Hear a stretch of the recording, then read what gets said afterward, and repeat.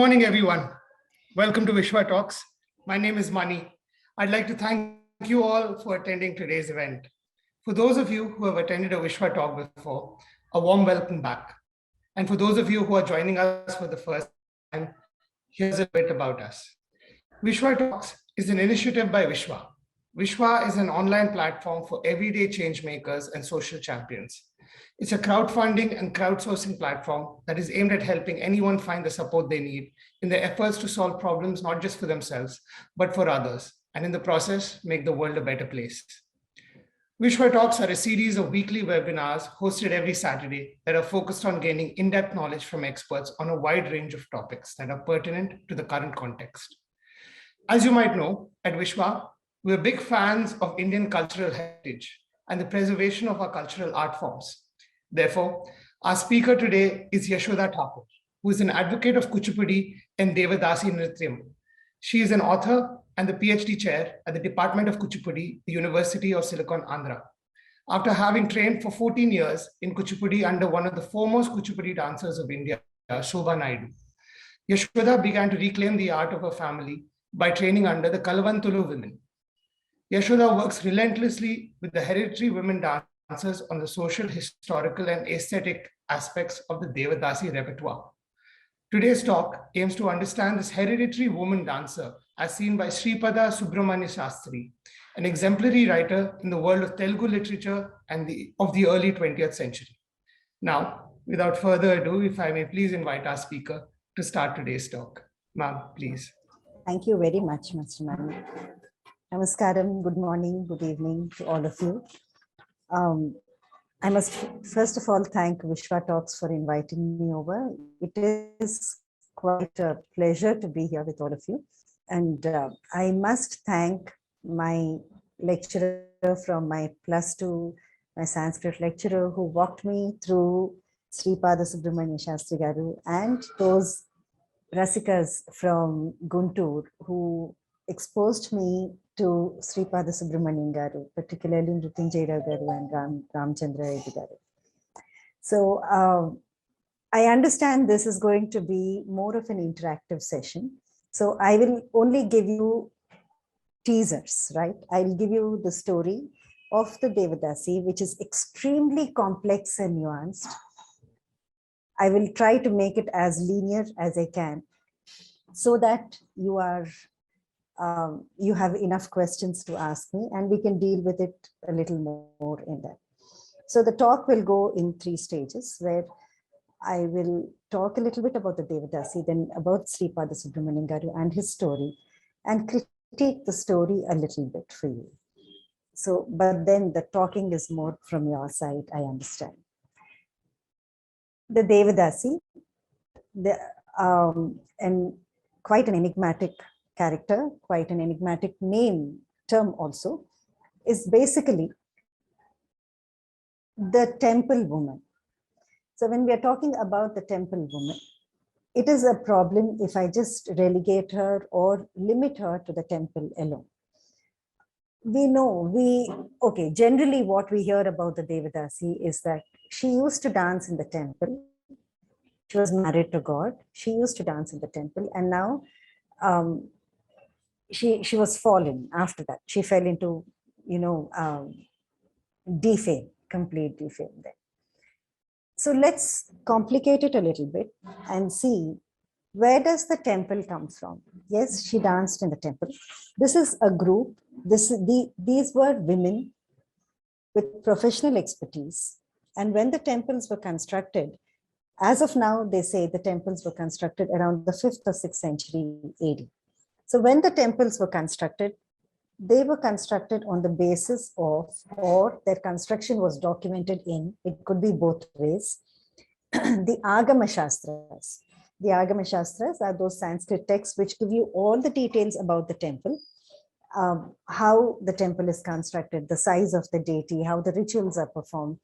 So as part of these Agama Shastras, you also have the character of the Devadasi being touched upon. In fact, they even say the Shastras, what raga, what tala the Devadasi is to dance for.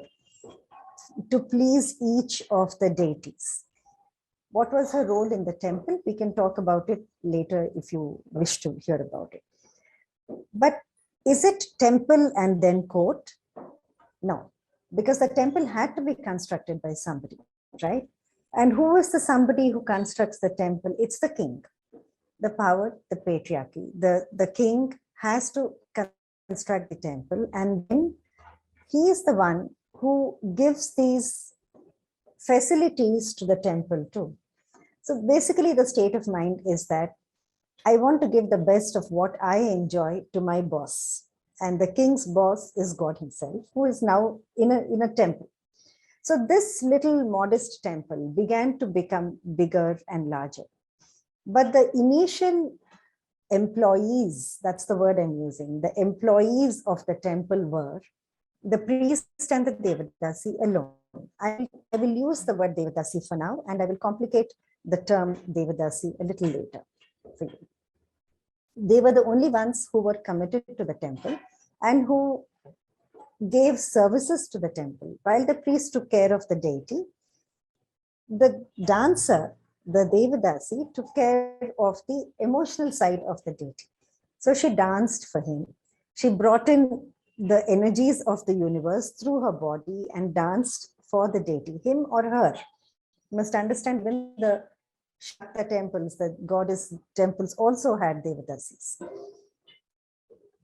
Now, coming to the term Devadasi itself, they were called differently, variously in different states.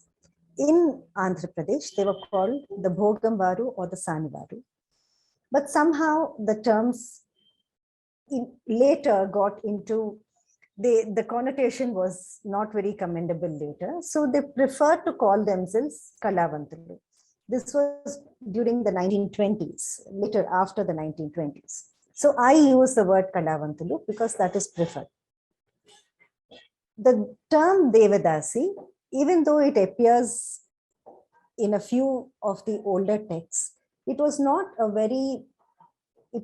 the term that was used by the women themselves. The term Devadasi was used mostly by the British when they had to conflate all the unmarried women, the women whom they could not really find under one term called Devadasi. Now, this Devadasi was unmarried. This lady, I will continue to use the word Devadasi. She was unmarried, which was a big problem later when we had the Britishers come. It wasn't so much of a problem earlier in the culture of India itself. Now, I'll do a fast forward from here, right?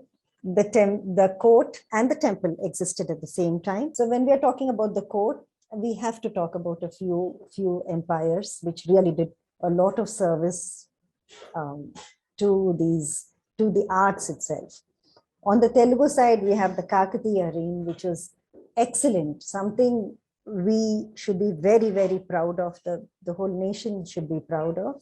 The amount of, when you go to Warangal, you will see the social service also that they have done. And you have taking the idea of Nayakas who went to Tamil Nadu and started they began their profession there and rose to kingship. They were not kings by birth, but they rose to kingship, right? And then the Maratha kings were those dynasties which really, really patronized art, and all dancers and all art appreciating citizens should be grateful to these kings and kingdoms. Now, after the Maratha, during the Maratha period itself, we had the British coming and, creeping into India, spreading their tentacles and establishing themselves slowly. That was also the time when the Maratha rule was kind of fading. That was also the time when the Zamindari system was falling in place. The Zamindari system at the most was only till the 1852, but after there were few smaller Zamindaris that existed. But till the 1852, it was quite a strong system. Who were the Zamindars? They were the ones who owned areas of land, and they were responsible for the upkeep of the land and the people, the well-being of the people too. So basically they are, as Professor Soniji uses the term, little kings who used these samsthanas. They were those who patronized the Devadasis to a large extent. In fact, that was the period when there was a whole different genre that got into existence and was floated, the Javalis and the performances. There was the system of the Mezuvani, which is very important, and that connects to our story of Sripada Subramanya Sastry. Mezuvani, I really have to tell you about Mezuvani to give you an idea of eclectic mix of the eclectic nature of this whole culture, right? Mezuvani comes from the term mezban. Mezban, mez is table, right? The Persian.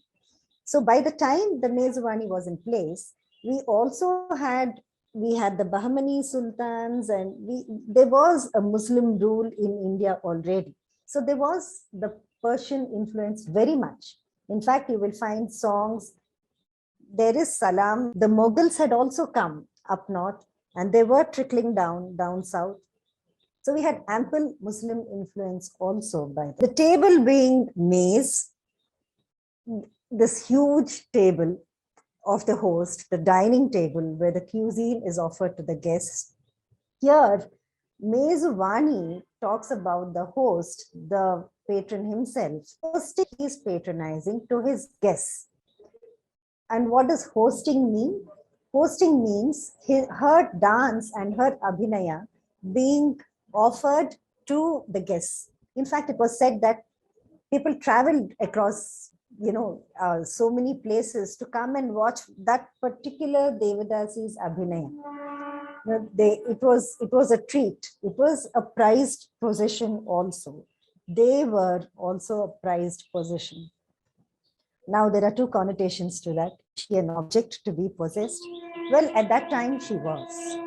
She was an object.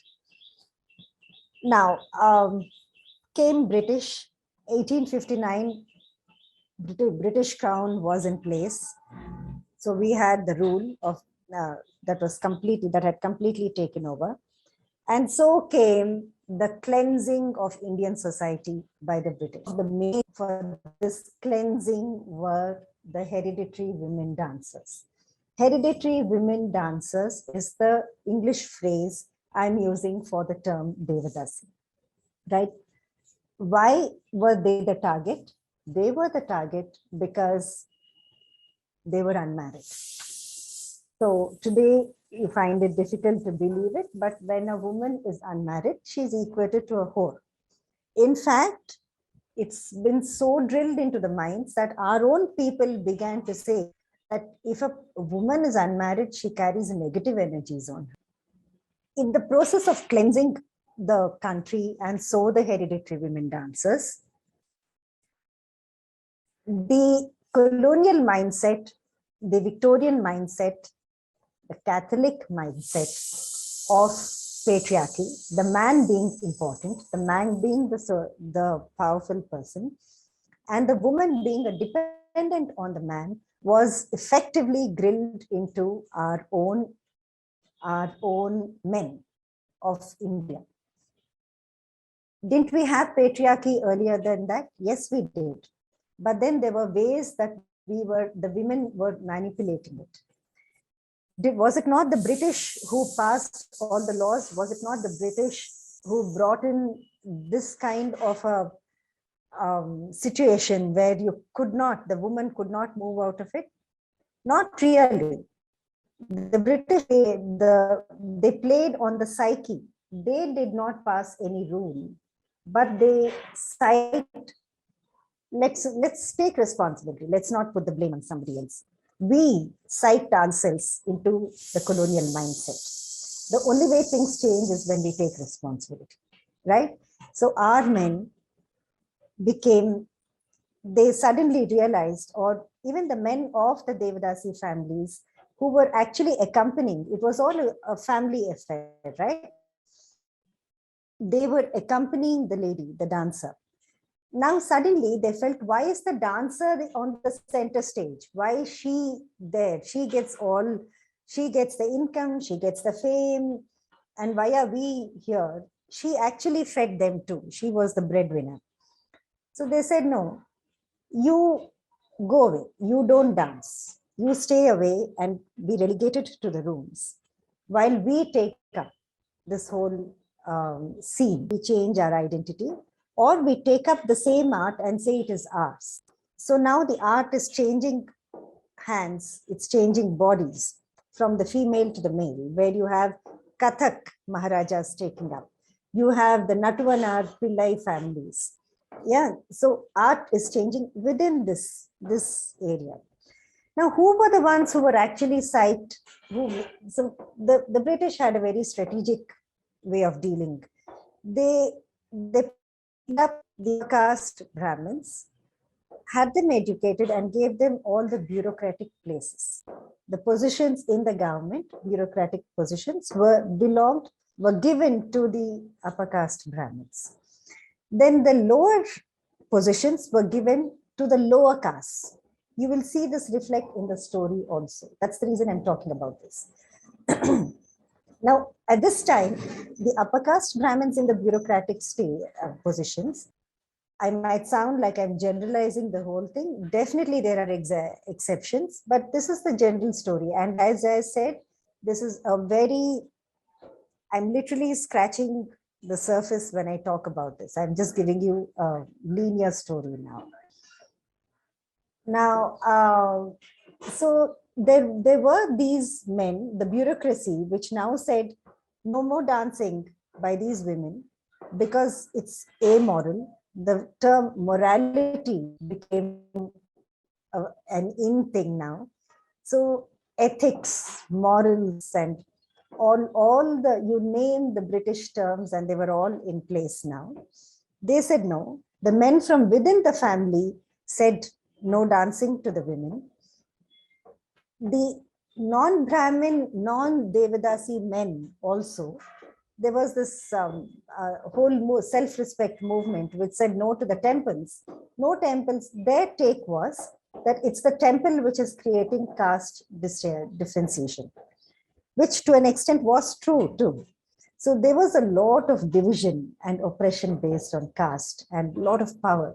So they said it's the temple which has accrued so much power that it is dividing society. So the temple needs to go. But they didn't realize that if the temple went, with them went a whole system. The employment, one system, culture, everything disappeared, because by the time the kings made the temple ceased. It never was really. It's actually now we have temple as a place of religion, but the temple was always a place of social activity also. Yes, the deity was there, and with utmost respect for the deity and devotion, but there were marriages, there were alliances, there were economic dealings, there were political conversations, they were, village problems that were solved there. So the temple was the great culture, really. Now, if this temple is removed, what happens? Where do people go? This was something that was not thought about. I'm doing another fast forward from here, where by the 1892 itself, in the north, there were voices which said no to the dancing women. The anti-notch movement had begun in the north. In the south, it began a little later, but it was effective. 1947, after independence, October 1947, there was the Devadasi Abolition Act, which was passed. Prevention of Devadasis Dedication Act, which meant these Devadasis who were supposed to be married to the god or under contract to the temple, I like to say they were under contract, or they were married, no longer could be dedicated to any temple. The temple could not have any dancing. There could not be, as an extension to that, they said, this lady cannot dance anywhere. No zamindari samsthanams, no marriages, no festivals, nowhere. And it was only these ladies who could not dance. Anybody else could dance. It was only the ladies from the Devadasi families. When I say Kalavantulu, it kind of limits itself to only the Telugu speaking area. When I say Devadasi, it's also the Tamil Nadu. So but at the same time, who worked for this art, for this act to come up? It was also the men from within the families who wanted this act to come across, so that the power was not with the women, it was with them. And the manyams, or the lands that the temple were giving, this was most important, because when the Devadasi was connected to the temple or the court, there were lands that were committed to her. And as long as she danced, she enjoyed the produce of the land, and her whole family depended on that. Her whole family was taken care of from the produce from the land. She didn't own it. So if this had to continue in her family, she had to make another dancer to take her place. A very important point at this stage is that whom she made her successor need not have been her blood. The successor was generally from another family from the same families of Kalavantulu, or somebody who came from elsewhere and said, we would like our daughter to be a dancer, so take her. So when we are talking about lineage, we are also talking about lineage through training, lineage through the art itself, lineage through blood, and we are also talking about lineage through societal conditions. It is not just about genes and blood. You know, when the genes and blood came in, it came in when the Devadasis were made a caste. They were made, even the caste came in only after the British left, by the way. The British made the notes, but they didn't pass it as a caste. So once the Devadasis were made a caste, then there was a stamp on them that they are those women who are not married, and which actually sounded like an abuse, right? And then once the act was passed, these lands became taxable lands, and the lands were generally taken by the men. Once the men took it, the Devadasi lost her agency completely. Now she cannot dance, she cannot sing, she has no land, she has no food to eat. She depends on this man who despises her very presence, right? If we are talking about fallen women as Devadasis, here she is, who has lost all the glory and her economy that she had.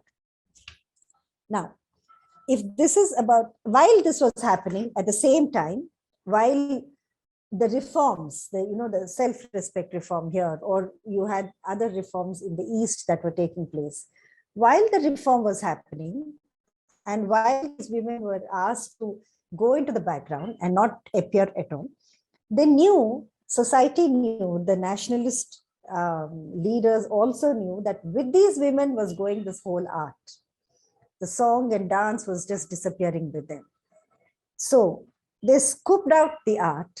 They said, we don't want the women, but we want the art. And they placed it on respectable bodies as they thought. Whatever they thought was a respectable body, they placed it on that. But there were other factors that lent itself to it. That was around the time when the Natya Shastra was discovered. Natya Shastra, fragments of the Natya Shastra was discovered, and Natya Shastra was like, it was the thing to find at that time, because it was in Sanskrit language, which the Britishers made us believe is the language of gods. So anything in Sanskrit is holy. That's what they told us, and we believed it. So it's in Sanskrit language, and it is actually a text on drama with a little bit about dance. So it was floated as a text on dance. So here we are with dance and Sanskrit.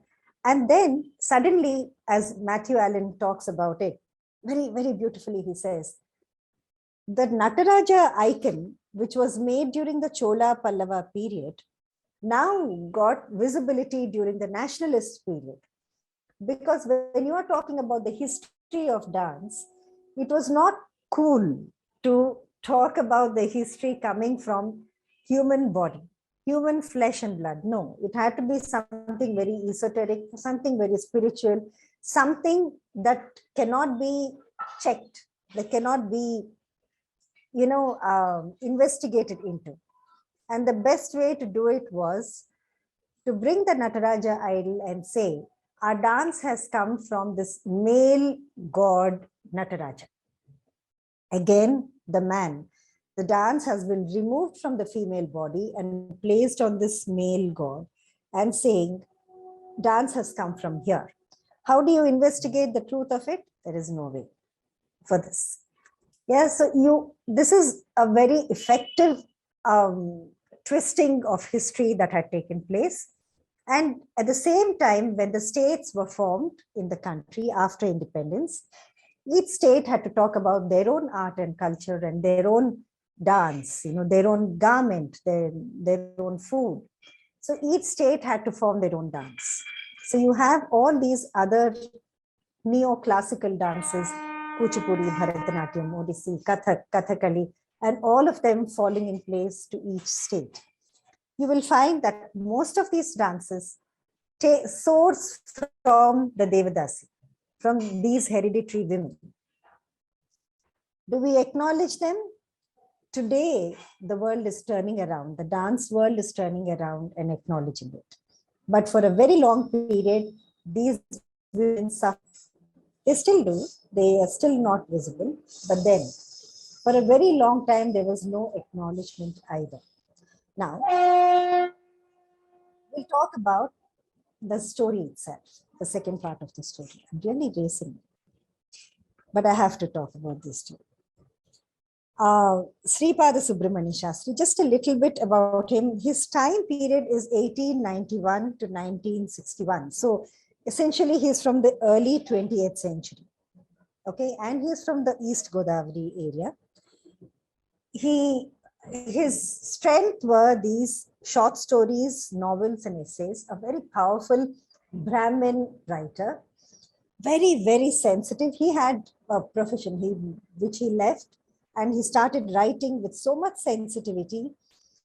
He wrote about power, he wrote about feminism, he wrote caste at that time, and he was a vehement Telugu lover who also said a community that lacks moves towards slavery, which I found was very powerful.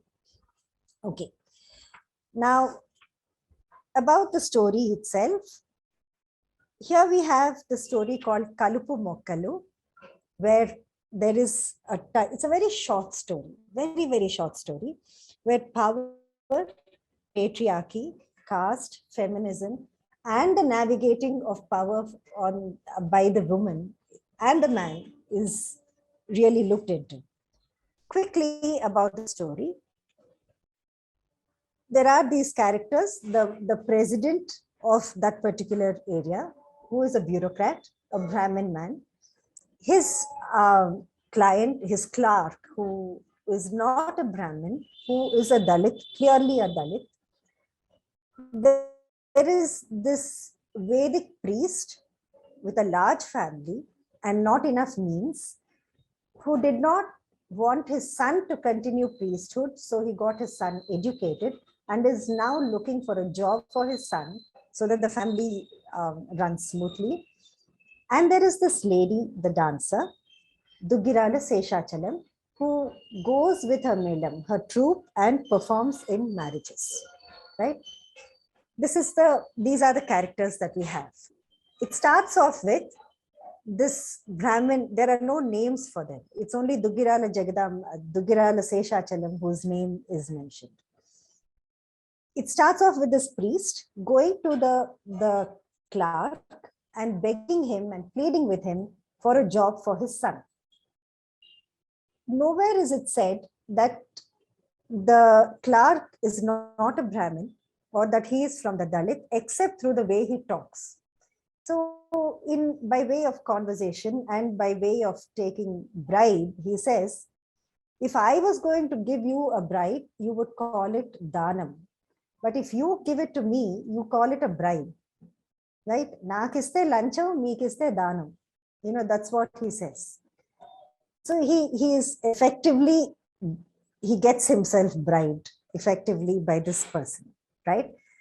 And he promises to give him, there are so many phrases he says when, so if you cannot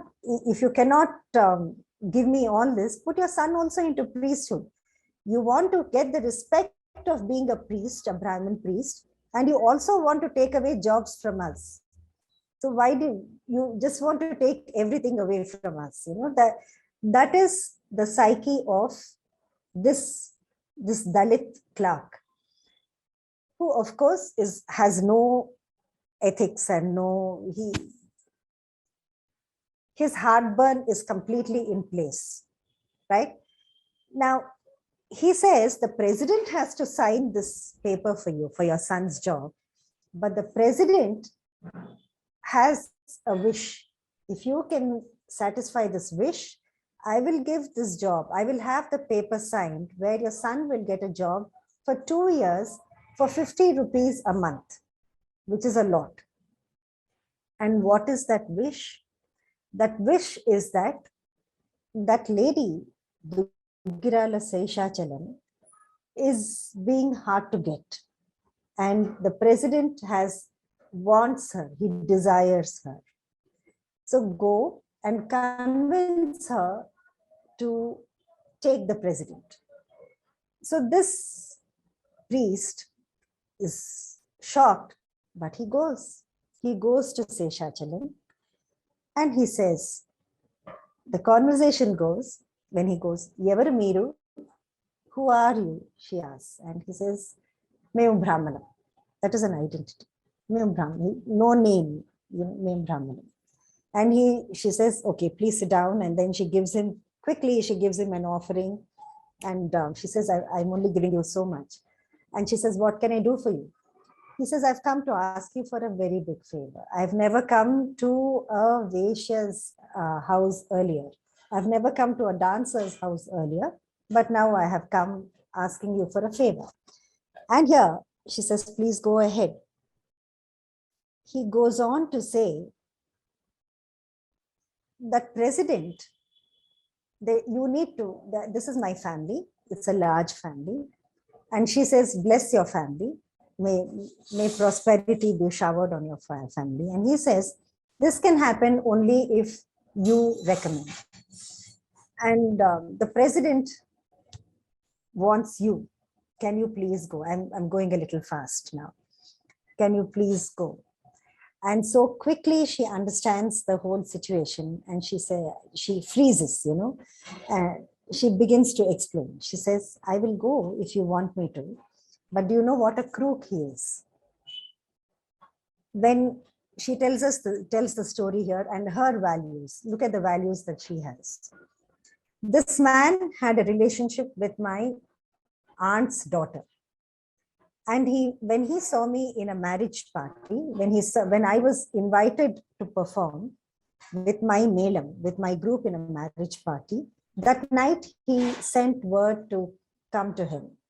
When I go for performances, brahmacharyam part is done. I observe abstinence. I don't go anywhere. So I refused. He threw a 100 rupee note at me, but I did not relent at all. So that night when I was going to perform, after I tied my dancing bells on my feet, he made me take off my dancing bells and he made my juniors dance. He made me dance in the Ureginpu. Uregimpu is the procession. He made me dance in the Uregimpu. A man who makes the Nayakuralu, the head, Nayakuralni, Gajja Vippinchi, Uregimpulo Natyam Cheinchina Vadu Manisha Babaya, she asks. She says, is he a human being? To a person who cannot respect art, is he a human being? There is another point, statement here where the priest says, I cannot do anything. When Paki Valaki Koda Adhikaralu Unnappudu, Paki Valu are scavengers. So he says, when they are given a position of power, what can I do? I have to go. Then this lady says, Paki Valani emi anakudadu. We should not say this to scavengers. What does it have? What does the profession have to do with the nature of the person? It is not about the profession. So essentially, she's talking about dignity of labor also here. She says, don't identify with that sort of a thing, right? And finally, she says, at this time, when she says, I did not take the 100 rupees from him, he says, Agrajatullo puttavalasina danivamma nuvu. You should have been born in the upper caste. You know what she says? Ade manna maata babaya. Appudu agrajatula vishayam emiti? She says, Agrajatullo matram strilaki adara gauravalu unnaya. Agrajatullo kuda stree ante baanise kadu, aata kadu. So again, she is busting the, there is that feminist in her who talks, and she says, what about the women in upper caste? Are they not, are you trying to say that they are all very liberated? They are also, they are also monitored by somebody else, basically, under somebody else's power. And then she goes on and she says, Pashutvam, this is actual animal instinct. Finally, she does go to him. She says, okay, go and tell that man that I shall come. It is easy for me. She says, Pasvulato sahacharyam maaku paripate. We are used to dealing with animal instincts like this. Go and tell him that I will come. This priest goes on and he says, Em satta talli, em yogiralavi. You should have been Vesyakulanlo nuvu tappu puttevamma, he says. You are born in this community by mistake. You know what she says? She's very proud of her background. She says, Vesyakulam anta chedipoyinda babaya? Agrajati gruhinilandaru matsaleni varanena nayana garu? She says, are you trying to say that all the women who are married are very chaste in your language? In our Veshyakulam also, there are people who will only remain committed to one person, or they may be committed to many persons. This man does go. She of course relents. I just want to bring your attention to the different kinds of patriarchy here. Of course, there is Brahmin patriarchy. There is bureaucratic patriarchy. So are we only discussing caste here? There is so much more. There is feminism, there is patriarchy, there is caste, there is power, so many other things that we discuss here. Can we watch 2 minutes of dancing, 2 minutes of this to the man who comes? You're not good enough for me. The way woman for you is in the other place. Go there.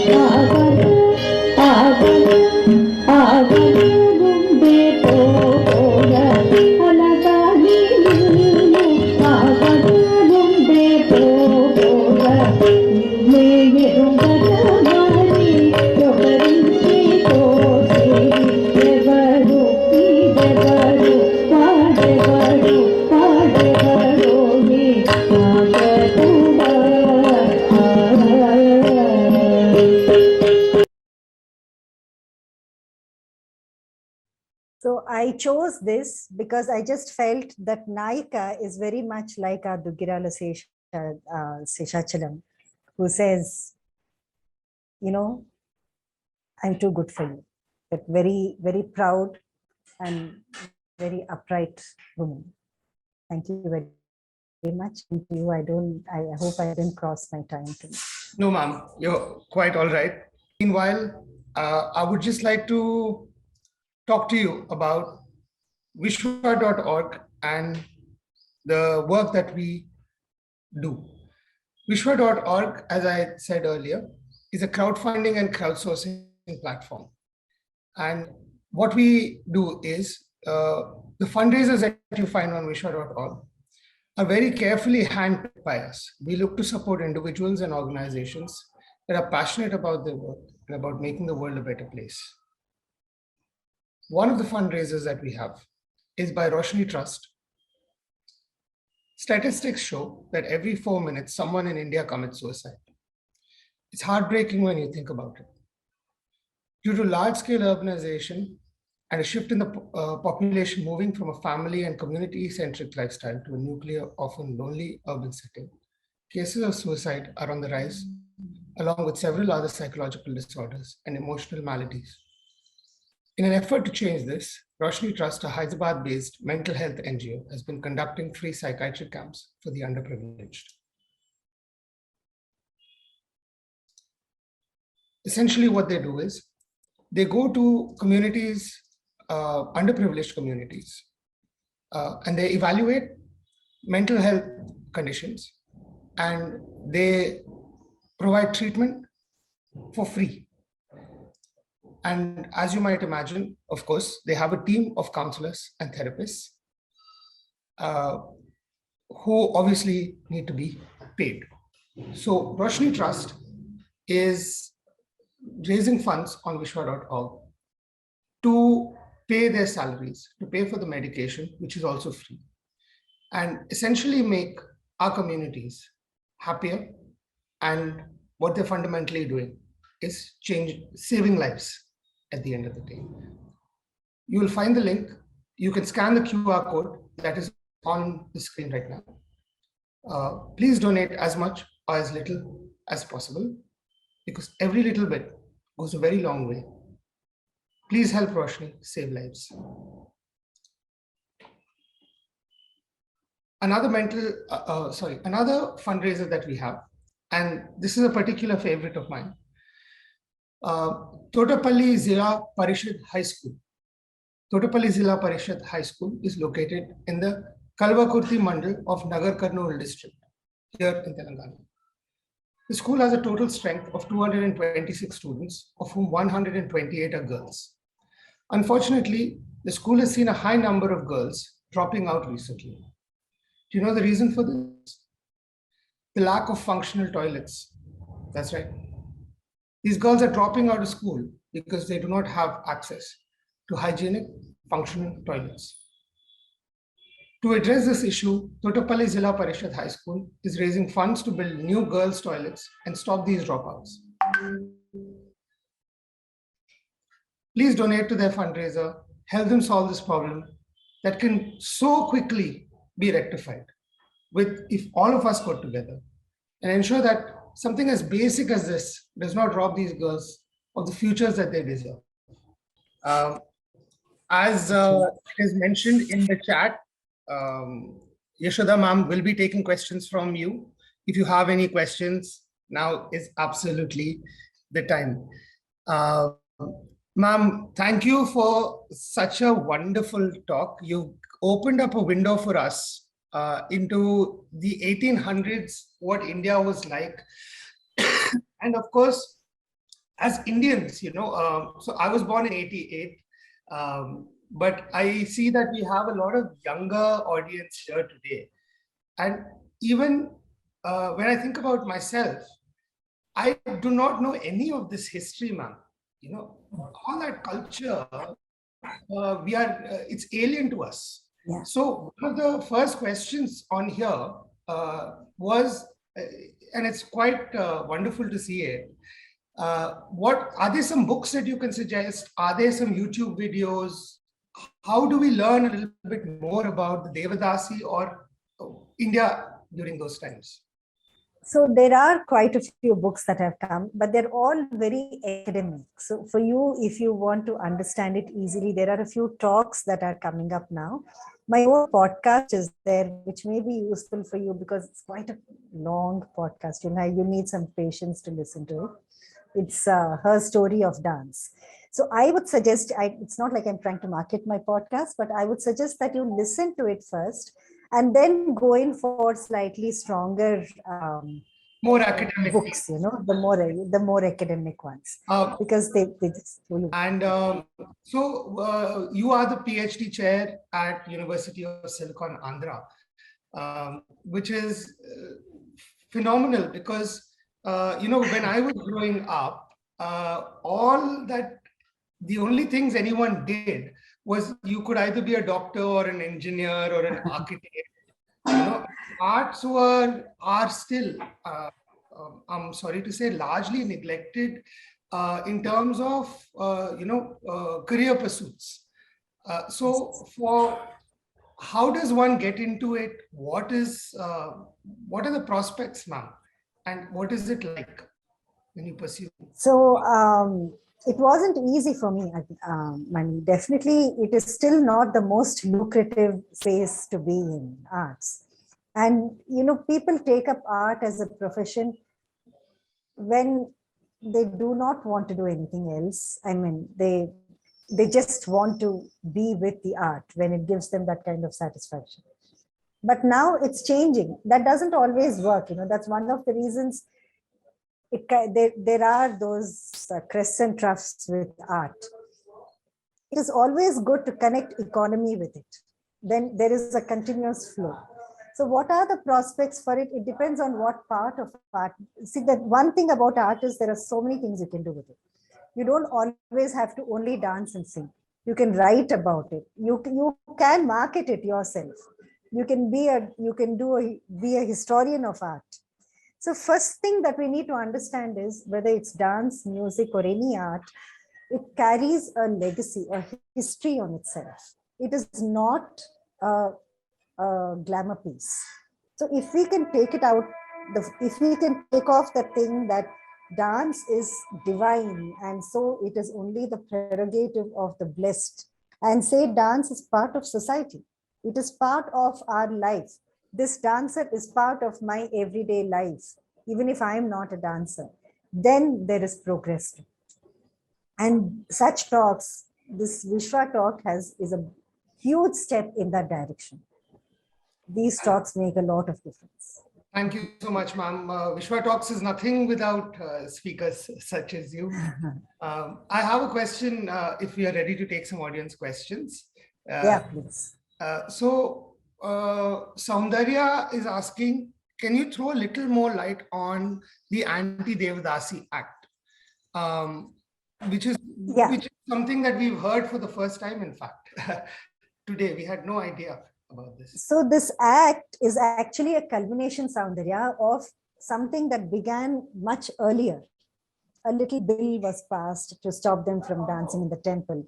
Then another, it was extended a little more to say, okay, they will also not dance in the temple. First, no dedication, then no dancing in the temple. Then it kept adding to it. And the sad thing is that it is the families themselves who wanted it, and not the women. It was not the dancing bodies which wanted it of the women. It was the non-dancing bodies, the men, who took the support of one lady called Muthulakshmi Reddy, who claims that who is supposed to be from her mother is from the Kalavantulu families, from the Devadasi family, but she was a doctor. So the worst thing about the act was, Soundarya, that the act, they didn't find anything strong to pass it.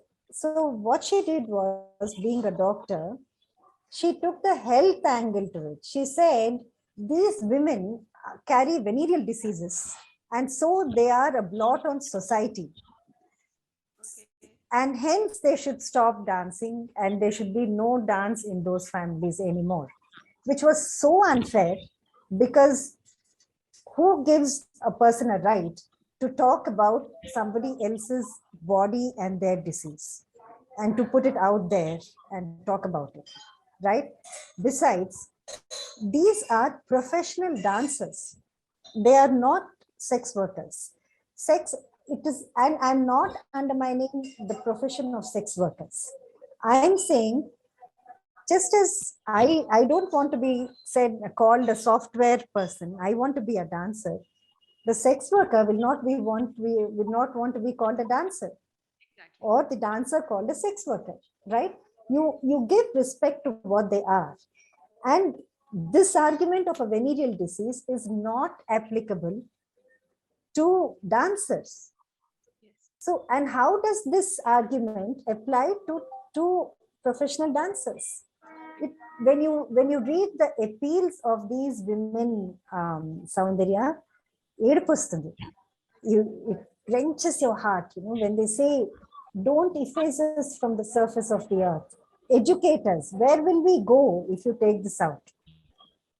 It's a very sad. In which year did this happen?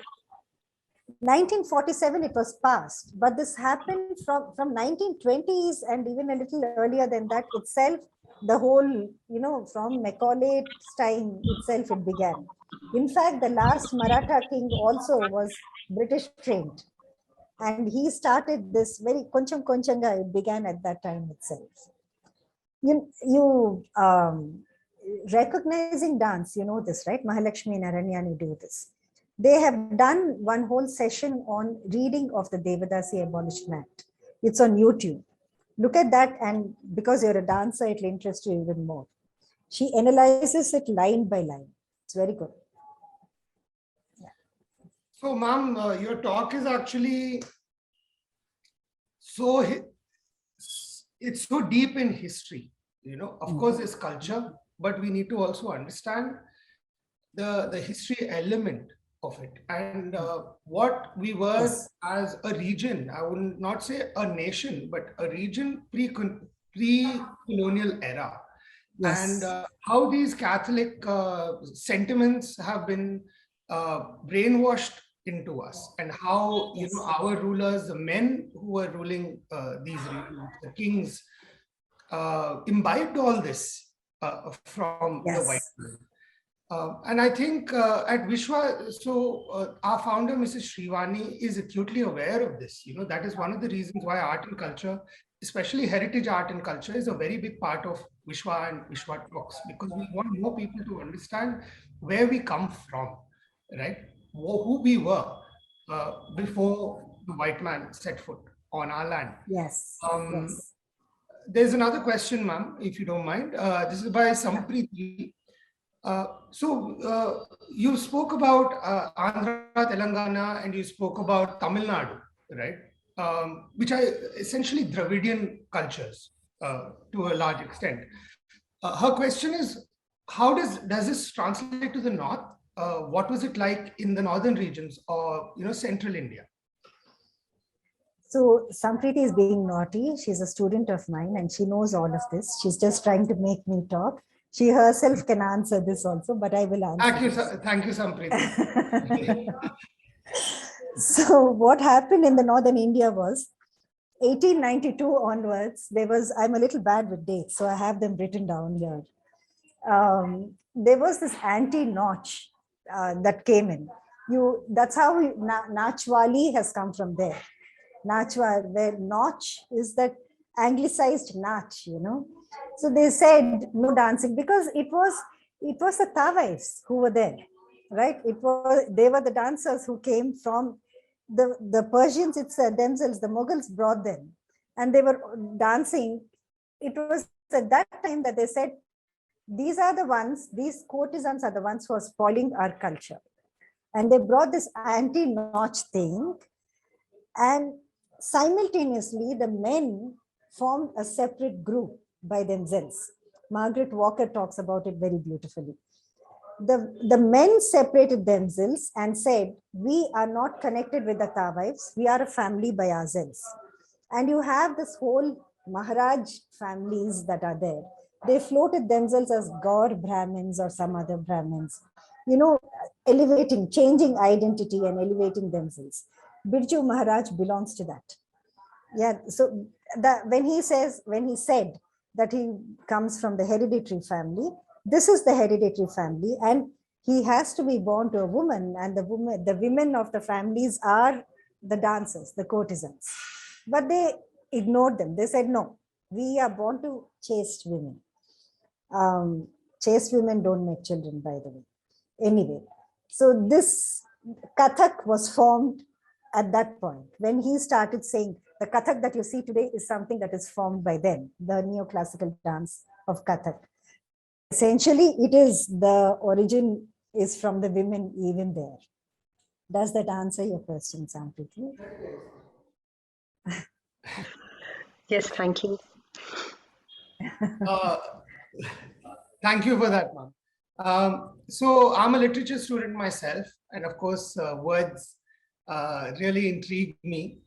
And today's session has been about Devadasis. Could you talk a little bit more about the word Devadasi? What does it mean? Where do you think it may have originated? And to tie that into Aruna's question, when do you think it lost its usage? And maybe even the significance of that word, culturally, politically, if you can, please. Yeah, so the term Devadasi is found in one Karnataka Agama. It is seen as a term.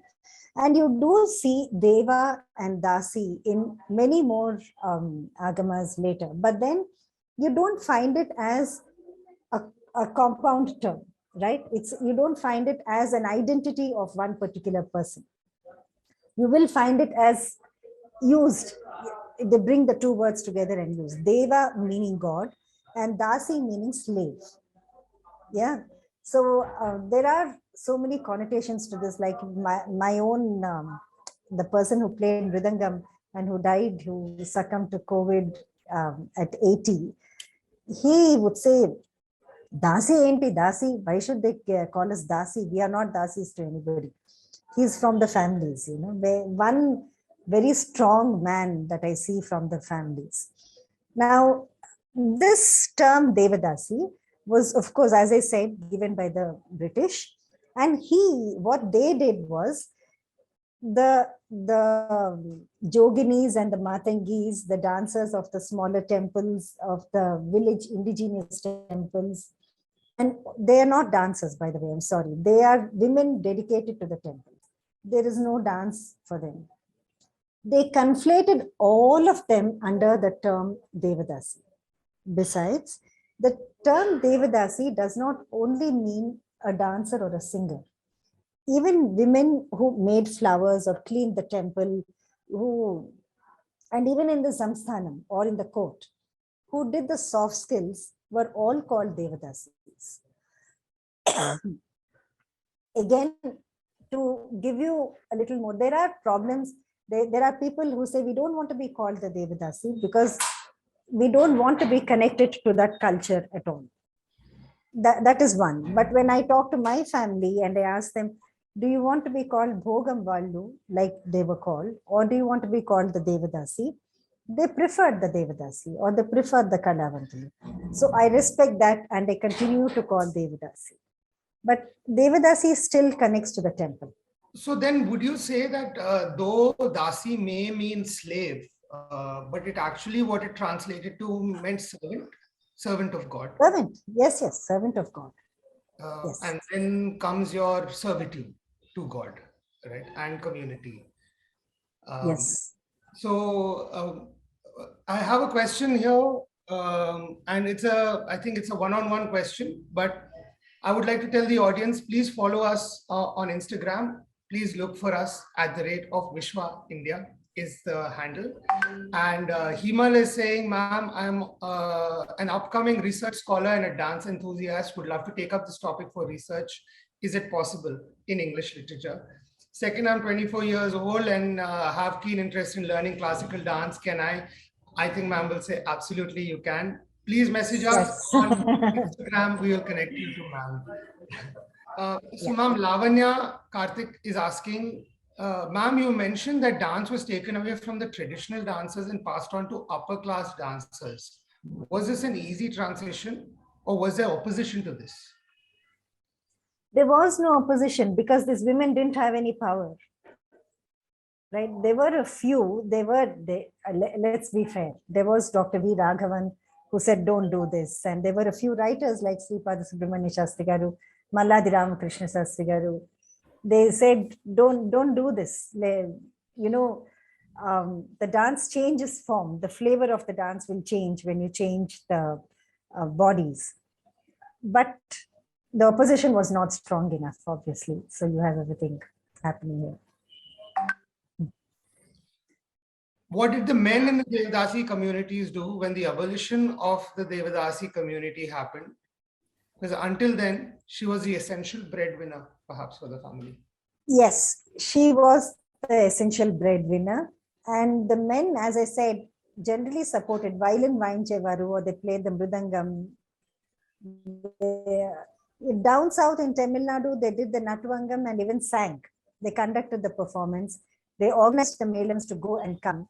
So they supported them, or they did other activities like being a barber or, other professions they took up at that time. It was only when they were told that they are being second-grade citizens that they had to, they had to change everything.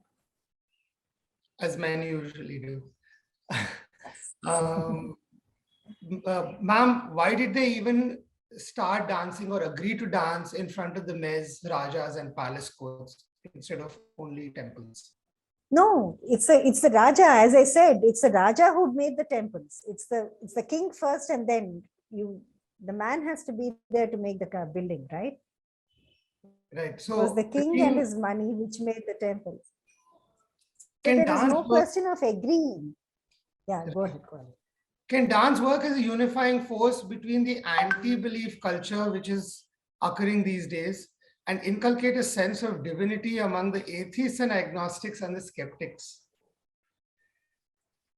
Okay, I'm not a conversion buff, but inclusion, yes. Dance can work towards inclusion only if we only if we complexify it and we talk caste, power, gender, you have to open it up and put it out there and not do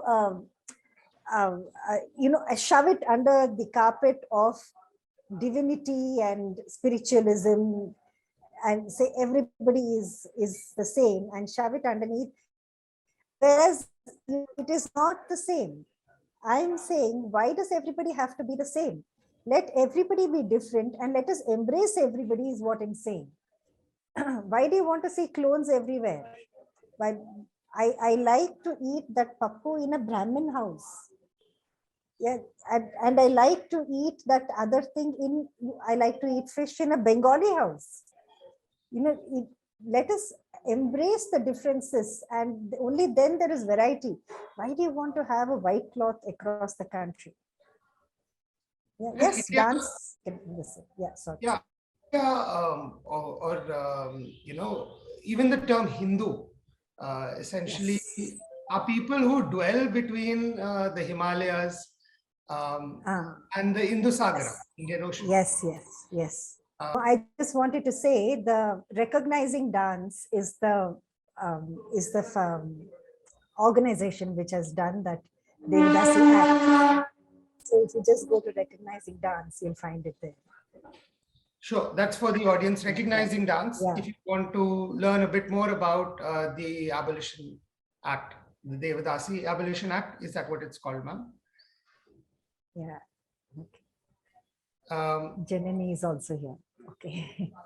So Indu is asking, ma'am, what is the power, status, and then translating to the power of the Devadasi, and what is the power they wielded in the temple and therefore in society? So that's a very interesting question because the power of the Devadasi is something she negotiated also. One thing is that it is because of her, because, oh, that's Janani, I can see her here. Okay. Namaste, it's because, Namaste, Nana. Janani, we'll take your question after this. Okay. She was the one who was under the patron, and she was in the temple. She was dedicated to the temple. So it is through her that the patron gave money to the temple. So basically, she brought in the economy to the temple also. One. Second thing is, when she danced outside the temple, after the temple rituals, temple closed, there was another way she brought economy to the temple. There were so many who came to the temple to watch dance, and not only for the god. So when they came to watch dance, they would offer something to the temple and go.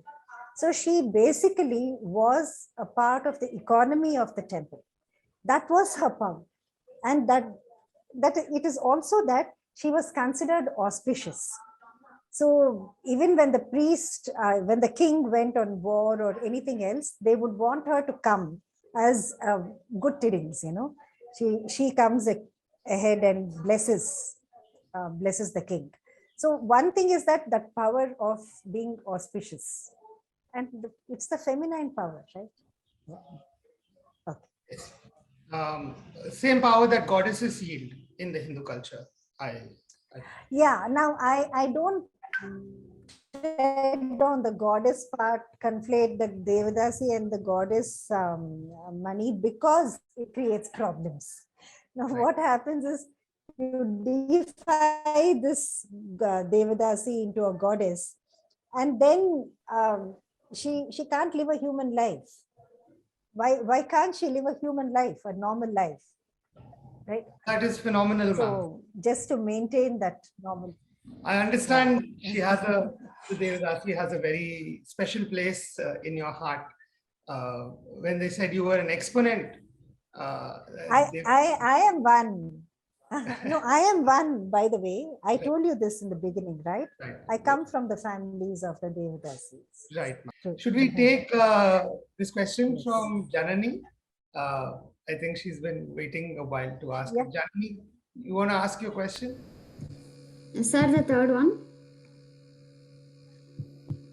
No, we can hear you. Anna, what did you say? Yes, sir.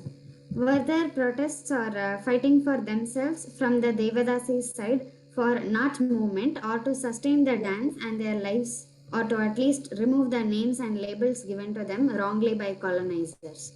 Why or why not, ma'am? There were so many protests, Janani.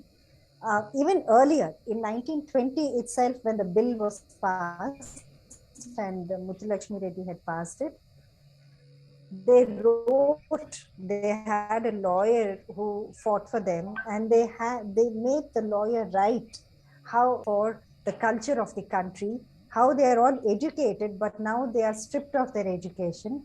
And they say, don't efface us, don't remove us, don't kill us like this, but educate us, give us education so that we understand, we be assimilated into society.